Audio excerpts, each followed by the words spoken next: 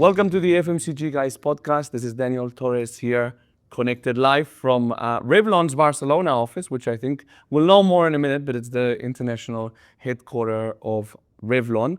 And I'm here with no other than Charles Waters, who's the president of International. Am I saying it right? Yes, you are. And it's funny because we both have English sounding names, Waters, Dwyer. That's it. Where actually until now we've always spoken in Catalan. So That's it. So it's a strange situation. I was born in London to funny English father, Spanish mother, but spent most of my life in Spain and Barcelona. So that makes me kind of 50-50 in a way, and a bit of everything. how old were you when you moved here? I was a small kid, so most of my life was here. Yeah. And then professionally, I've been moving around, but most of my life has been here.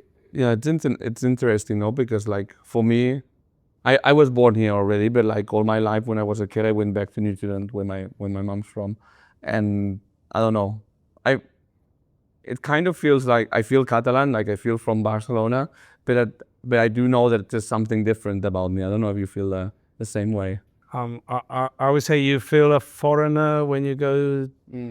I imagine in your case, you go to New Zealand, you feel a foreigner. Totally. And then you're kind of a foreigner here. In some way, so yeah. In a way, you have a bit of everything, which makes it nice. I think that you and me, it's a good combination. I think we've benefited from it, no? Because I think it's when you're aware of it, it gives you like a certain strength and a cultural awareness, apart from the language, of course. Absolutely, yeah, of course. Comes without saying. So I wanted to start this by asking you about your career background. You're a bit of an unusual profile because you're a C-level executive, but you've been in the same company for virtually all your career, I think. So Most of it, yeah. So how did you start here at Revlon early on? Or where did you study? You studied here in Barcelona, your degree and all that. Yes, I studied engineering actually. So I'm an engineer, and I thought I was going to become an engineer. So when I finished my degree, I started, for a couple of years, I started my own company with some friends, and it was an IT company. I knew basically nothing about IT. So What were you doing exactly? So we were selling software, sort of for small companies to help them sort of with their management and their accounting and things like this. So I had two friends that were very techy. I wasn't. So I said, okay, I'll take care of the financial part. I was kind of good at numbers, and somebody has to sell, so I'll sell.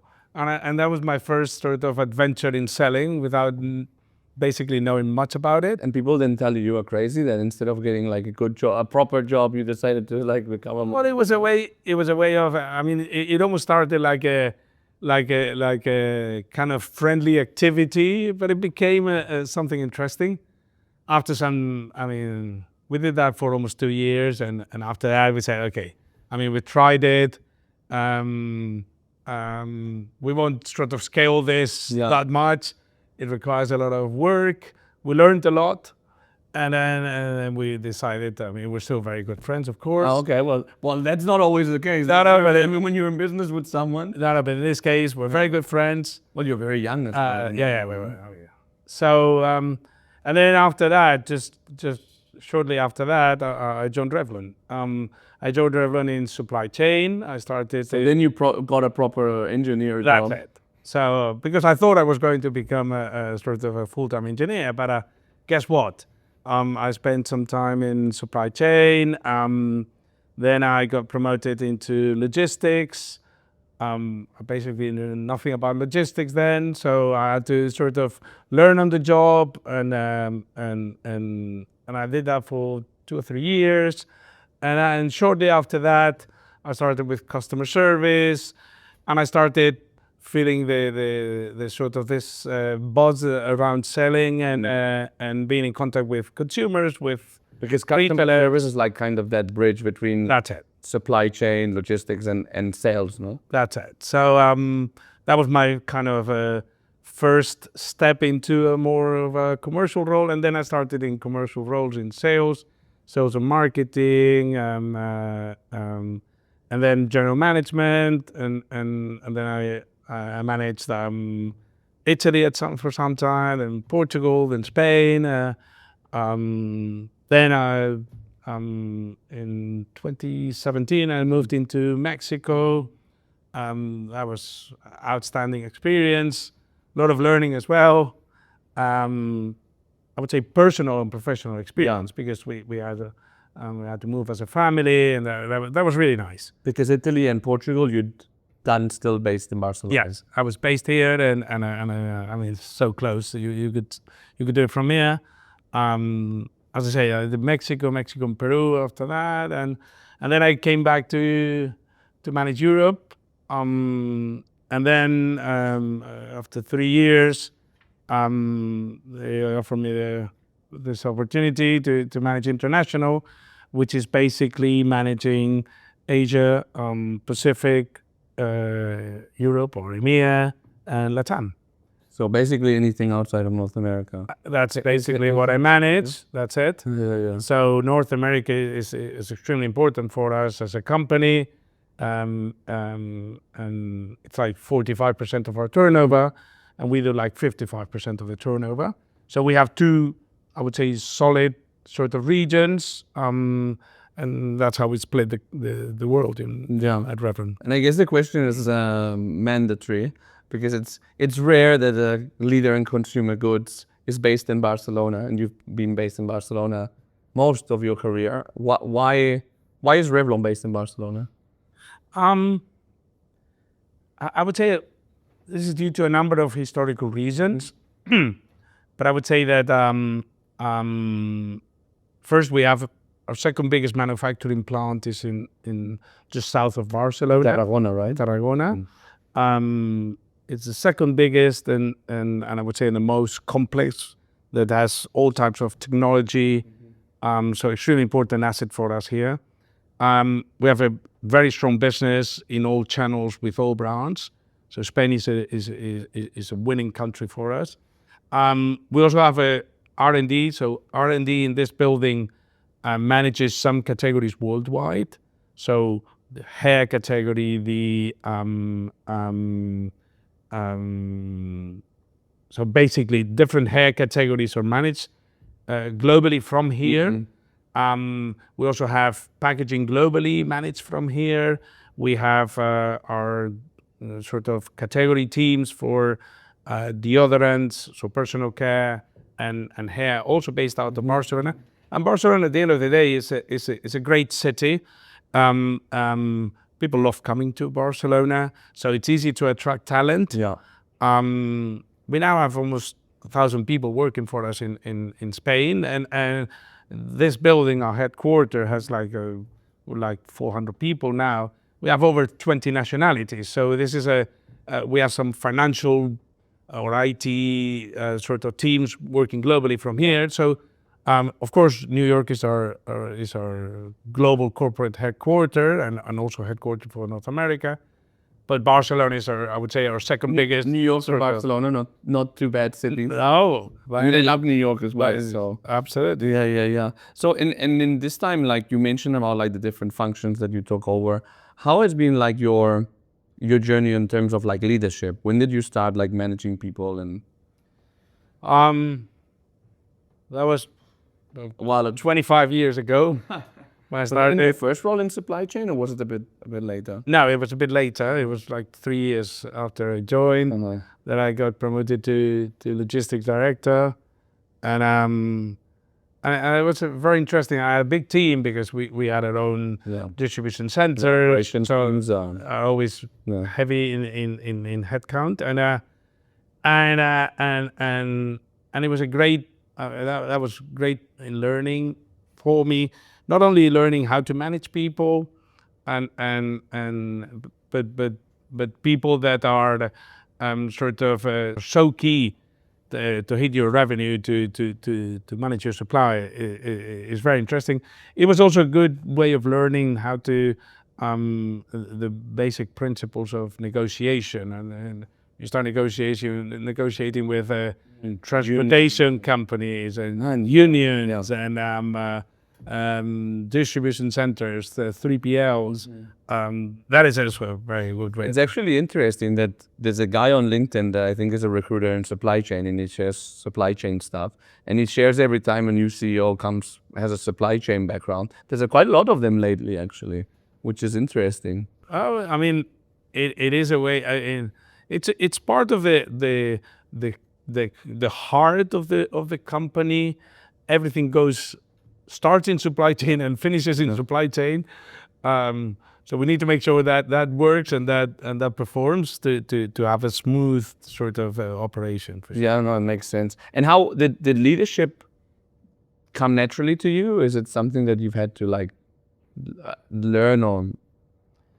I mean, of course, I went to business school. I did the usual sort of steps, but I would say when you spend so long in one company, you have you learn on the job a lot. Yeah. I've changed countries, functions, sort of categories throughout my career many times, and you learn how to learn fast. And I would say that's the key to that. And I learned very soon, and I've always had that as one of my basic principles, that you need to be honest, transparent, and consistent with people. Managing people is all about what we call leadership. At the end of the day, is a kind of a ethereal kind of a concept, but the important part of leadership is making sure people can trust you and you trust them. That trust is important, and making sure that you have the connection with the people, and they know what to expect from you, and you're open, transparent, direct. And I think that you said it, consistency is super important, because ultimately, as much as we'd like to think that, companies are flat and so on, which I guess that in whatever possible way we can do them flat better, at the end of the day, someone that's a leader for title and also for leadership skills, and because they're a role model at the end of the day. So if you're preaching something but then you're not practicing it, I think that's when like that trust also gets broken, no? Absolutely. And people see you as a sort of not as a leader, but as a boss. Yeah. That's the worst thing you can have. You have to win with them. You have to you have your role, and at the end of the day, you have to sort of take certain decisions or whatever, or focus on the strategy. Make sure you redirect everybody in the right direction. But the most important thing is to make sure that people will follow the way forward if they really feel they're doing it for something. They need the purpose. They need a reason for doing things, and that's just really important. Yeah, totally. And what about? I'm curious to know also, like you mentioned that, well, you took on different countries. You were working from here, but I'm sure you've been now managing international. I'm sure you're traveling a lot, but also you moved to Mexico with your family for a couple of years. How have you managed that like balance between, being having to work a lot and also taking, like managing that with having a family life? And I would say I'm extremely lucky, and I have two basic pillars that help me a lot. One is my family. I mean, I have made a number of sacrifices during my career, throughout my career, and my family was always there to support me, to help me out, to follow the path with me, and that is extremely important, and I'm really grateful to them. But also my team. I'm lucky to have a very strong team that works. I mean, I work through 24 time zones, so most of the day I'm awake and they're asleep, or some of them are asleep, or whatever. So having a good team that knows what they have to do, that's empowered, that follows the strategy, but executes in the countries is absolutely key. And I do have to say, I mean, I'm also very lucky that I'm okay with traveling. I love it. I mean, I love meeting different people, different cultures. The exposure to different cultures gives you so much, and you learn so much from such different sort of parts of the world that is unbelievable. Yeah, yeah. I guess that's a key part of like the leadership journey as well. Is like not understanding that it's not about delegating to your team, but it's also about like empowering them and trusting them at the end of the day. Absolutely. Because you can't be Absolutely. looking at the detail of what they're doing or what their VPs that are 2 levels below you are doing. That's it. No, that's absolutely key. And as I say, I'm really happy and proud of my team. Really proud of them. Yeah, no, and that's a very. Is there like an advice you would give to other executives in terms of like what do you think has made worked for you and maybe like the mistakes that you've seen other people make? I would say being consistent in your strategy and your messaging is absolutely key. Helping develop a performing and consistent team is also extremely important. And being honest to yourself, working with your peers. I'm very happy to say we have a very strong leadership team, a great CEO. We work together as a team. We can have open discussions. We work on improving things without having to blame anyone and without fighting for our own sort of siloed kind of function. So all that is extremely important to be able to cope with the world that's so far away, and you need to have stability in the team, stability, personal stability, and then I would say stability also in the company with regards to the strategy, with regards to your peers. Yeah, I mean, I think it's hard to be good at work if things at home are not well, and it's hard to also be good as a company if things that in your company are not well. No, Absolutely. so I think it is that kind of flywheel. What about Revlon? So what does your portfolio look like? Because you mentioned hair, deodorants, but a lot of people will know you guys from makeup as well. That's it. So we have loads of brands. We have like 60 brands, but basically we have we're organized in 5 categories. So we have the hair category, makeup category, skincare, fragrance, and personal care. We have very strong performing brands in each one of them. So we're a beauty company only. We only want to be in beauty. We're organized in these 5 sort of categories, and then we have brands that play in different price tiers. So we have luxury or premium prestige brands such as Revlon Professional, such as Elizabeth Arden, such as Juicy Couture in fragrances, John Varvatos in fragrances. So a number of brands that play in the premium prestige sort of price tier. The one you would find in department store, or the D2C in travel retail, selective distribution, focused on added value, really strong performing sort of products, formulas. That's that and it's part. a channel that worked pretty well, I think, in the last years, right? Oh yeah. Yeah. I mean, we've made a lot of progress in. So the market is growing. We've made a lot of progress in skincare, for example, with Elizabeth Arden.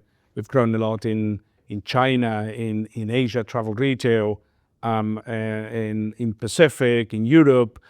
So it's a category that we're really sort of putting a lot of resources behind, because we have great products, great brands that can win there. And then we have masstige products that we have in hair color. We have winning products like Color Silk, We have great products in makeup like Revlon, of course, our biggest brand, but we also have Almay. We have Mitchum as our top APDO brand. We have fragrances. So we have I would say a very comprehensive portfolio playing in both luxury and prestige or mass. And we're very excited because we have this year has been a very strong year for us in terms of innovation. We've launched great products. We've launched our Bond Repair Color Silk. We've launched Glimmer Shimmer Shine as a really sort of a very on-trend kind of color cosmetic sort of new pillar. We've relaunched our hyaluronic acid capsules and launched a water cream in Elizabeth Arden. We've signed new licenses, new fragrance licenses, because fragrance is an extremely important pillar for us, and we're rebuilding that. So we renewed some licenses, Christina Aguilera, we're with Juicy Couture, so a number of licenses, but we also signed new licenses. We're growing in fashion licenses. We signed with Champion. We signed Palm Angels as a really prestige and premium selective sort of fragrance. And we also signed celebrities, I Spice as a celebrity fragrance. So we're really investing in opening and building that fragrance pillar to help us out in our growth plans going forward. So you're on the move, clearly. Absolutely, And absolutely. It's been an interesting trajectory for beauty in general, because we've seen like mergers, acquisitions. We've seen the rise of indie beauty brands. So it's been an interesting scenario. And for Revlon specifically, it's also been an interesting last 10 years where you've been in leadership positions as well, because you did a big acquisition, which is Elizabeth Arden. Then a few years later, you did Chapter 11. Tell me a bit about that. In the middle, we had COVID, And you had COVID and all the other world events. for a very strong-lipped company was a very challenging time, I would say. Yeah. So yes, after the Elizabeth Arden acquisition, then COVID came, and as I say, selling certain types of products, fragrances, lips. A number of categories were really severely affected, as I can imagine. I think skincare was one of the few that did well in that Yeah, year, no? and it did kind of well. Kind of well. So all that sort of put a lot of pressure on our finances. We filed for Chapter 11. We were a public company then. We merged in 2023 as a private company with a completely renovated capital structure, new shareholders, new board, new CEO, renovated leadership team. And I have to say, this is since then, this has been such an exciting trajectory, because we were suffering of, given our own financial sort of issues, we didn't have the muscle to really invest in the future. And all of a sudden, we faced years of underinvestment. And so we had to get together, design a plan going forward, strategic sort of choices taken, vision. And with that, we started our investment process. We invested in supply chain. So we're increasing our capacity at our North Carolina factory in Oxford. Is that the biggest one? That's the biggest one. Very big, right? We also invested in new technology for our Tarragona plant. That is one of the most best investments we've done in the latest years. We're just now, as we speak, finishing, hopefully in the next 2 or 3 weeks, a completely new state-of-the-art distribution center in Tarragona. That will be a hub, a logistic hub for Europe and shipments to Asia. That's a 26,000 pallet automatic silo there. So really strong investment there. But we've also invested in R&D. because having good brands and good products is not enough to win in today's market. Yeah. You need to be edgy. You need to be at the forefront of technology. So we just finished building a new R&D lab in New Jersey, in next to New York. We 6 months ago we opened an R&D facility in Shanghai to make sure we can develop products for the Asian needs, Asian consumers that, as we know, have different sort of needs, and the trends there are completely different. So supply chain R&D and then technology was absolutely key. Again, we were behind in a number of things, so we invested. We're starting a 3-year plan, investing in technology, basically focusing on improving our infrastructure, also making sure data is available and improved, and we had different systems coming from different companies that got together. We're putting all that into place and making sure we improve our data, our sort of data mining. And last but not least, in AI, we started developing agents in AI to help us with. So we're using that for packaging engineering, for marketing copies, for customer care centers. So we're really investing in tech, but that's, I would say, core investment that was required to upscale the company, to make sure we have a perfect synchronized machine. But the most important investment has come from supporting our brands. And as I said, we have great brands, great products, but we didn't have the muscle to really strongly invest behind them. So the past year and a half, we've seen a gigantic increase there. We have a very exciting plan for next year with strong investment to really make sure we speak out loud and we take our sort of we increase our brand awareness and consumer perception on all our products. And I guess it's an interesting dynamic change when you go from being publicly listed to being private, no? So I would say you stop doing certain things. In a way, you stop focusing that much on every quarter is like the end of the year or the end of the world, I would say. And you start focusing on, listen, where do we want to take our company? Where do we want to take our brands? What's the vision? Let's make sure we're always going back to our strategy and making sure we're consistently making choices that relate to that strategy and are not sort of trading with your short-term quarter kind of landing. And I really think that that has changed the way we can have this. We can navigate now in a much better way as a private company. Yeah. So, and during those times, there was obviously challenging with a big integration, COVID, Chapter 11, and so on. Like, you as a leader, how did you cope from one side, and how did you like kind of reassure and keep your people engaged? Well, that's a very good question, I have to say.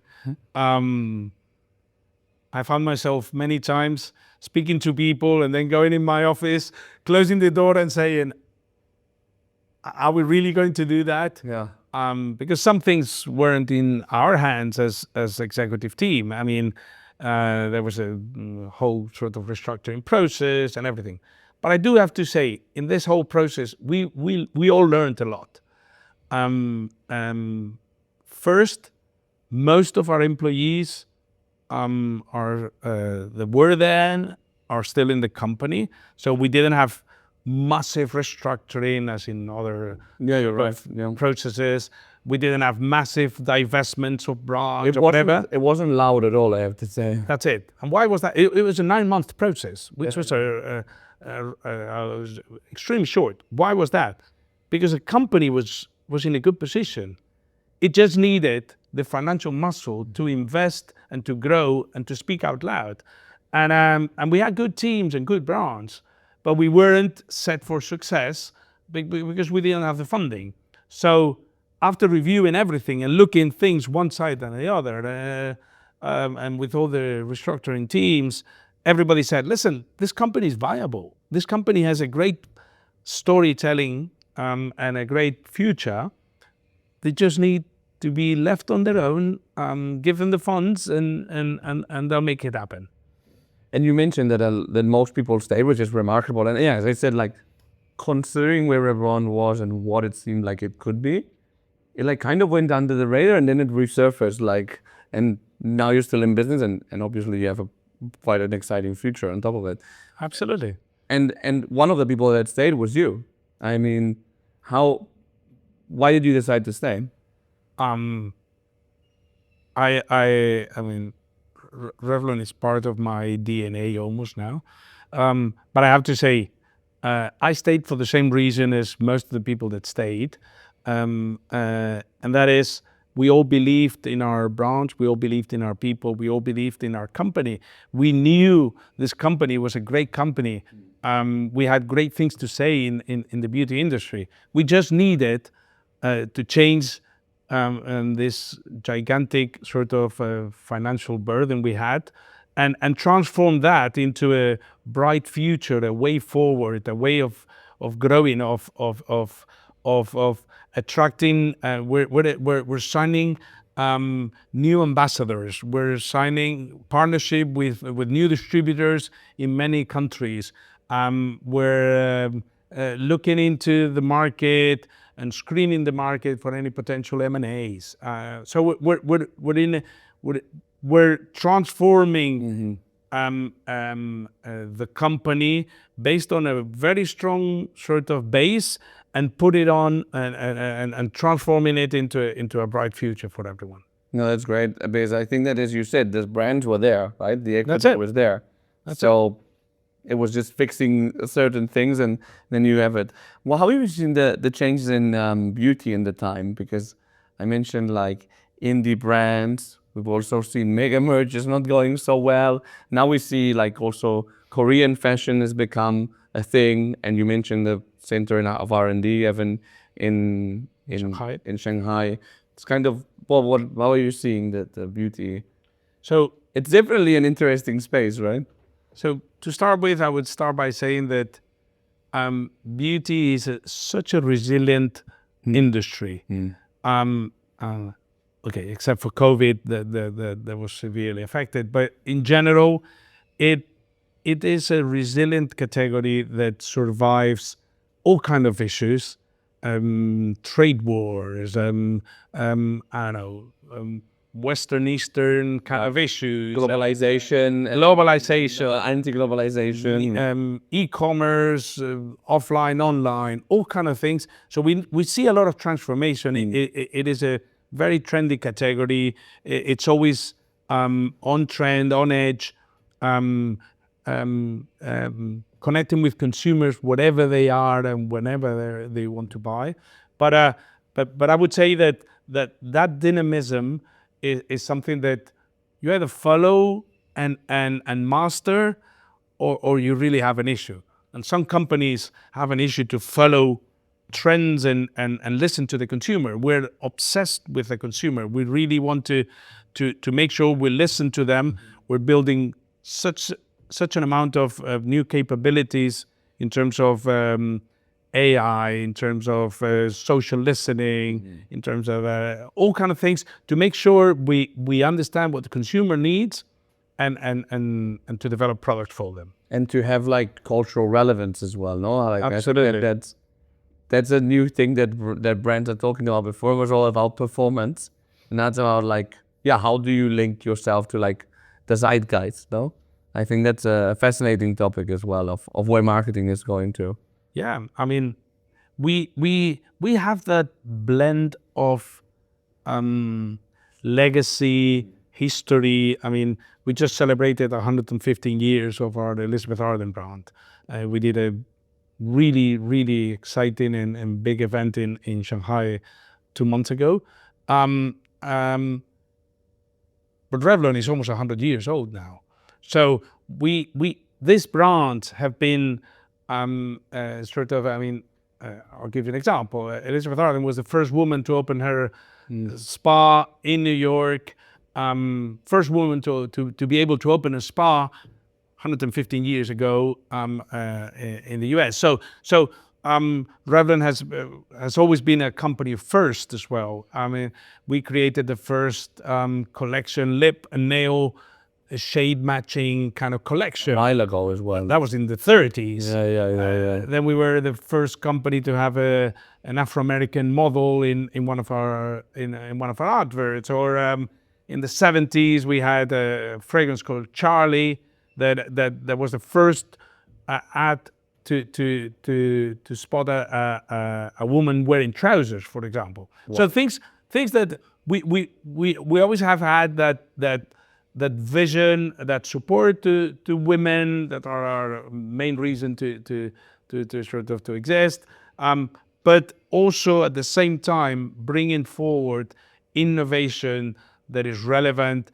that adapts our brands and our products to the latest trends. Yeah. Having that combination of the best of the legacy and the best of the innovation trend is absolutely key. And I think we do that in a very communicating the legacy in the right way, no? Because that's it. People don't necessarily know who Elizabeth Arden was, no? That's it. For example, she was such an outstanding personality. I mean, when you read about her story, it's so touching, so touching. Oh, okay. Well, we recommend people. Absolutely.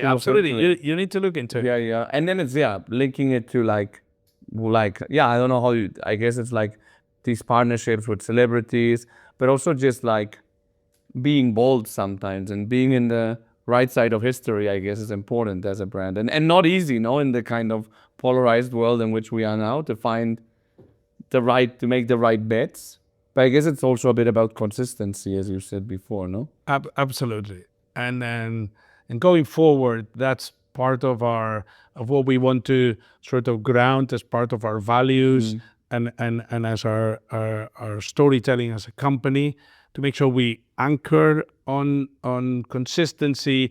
We have we make the right choices. We look for the right ways of growing our business, but always thinking of how we relate to the community, how we relate with our consumers, and most importantly, how we are focused on in this consumer-centric kind of vision. Mm-hmm. Yeah, I don't know. It's like one of these topics I find very interesting because it mixes business, culture, hard decisions, and so on. So that's a space that I'm always looking at and always asking the guests as well.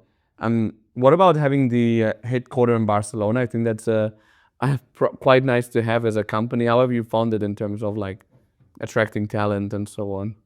I have to say, I mean, all cities in Europe are getting extremely challenging, expensive, busy. Barcelona is still it's big enough to have talent. So talent recruitment here is easy, but at the same time, it's small enough to not be a completely crazy kind of overcrowded city. From a cost point of view, it's still competitive. I mean, if you compare it to London, Paris, Geneva, whatever. Expensive, more expensive than it should, but yeah, it is very. But it's still competitive. If you're coming from London, it's a bit cheap. That's it, or Geneva, or whatever. Yeah. So you have talent availability. You have and we have a core, as I was saying at the beginning, we have a core sort of team here that works regionally or globally that is extremely important for us. So when you put all that together with one of our biggest, second biggest R&D centers, our manufacturing plant, we have an ecosystem that makes all sense. Yeah. And it's extremely important. I guess the only thing we need in Barcelona is that it's a bit of a more decent airline hub, no? That would be, if we had a good airline, by having a hub out of here, then it would be amazing. But if we start talking about that, we need 3 more hours. I know. We can talk about it. We can talk about it later. So as you look at Revlon into 26, 27, like what do you think is like uniquely Revlon about like your positioning versus your competitors in the beauty space? So what I would say is, first, going forward, we want to converge our complexity of brands portfolio into a strategically aligned portfolio, and we're focusing on the big bets. We're making choices, and that makes sense. I think, as I was saying before, hair is an absolute priority for us, and we're seeing hair growing in all regions across the globe.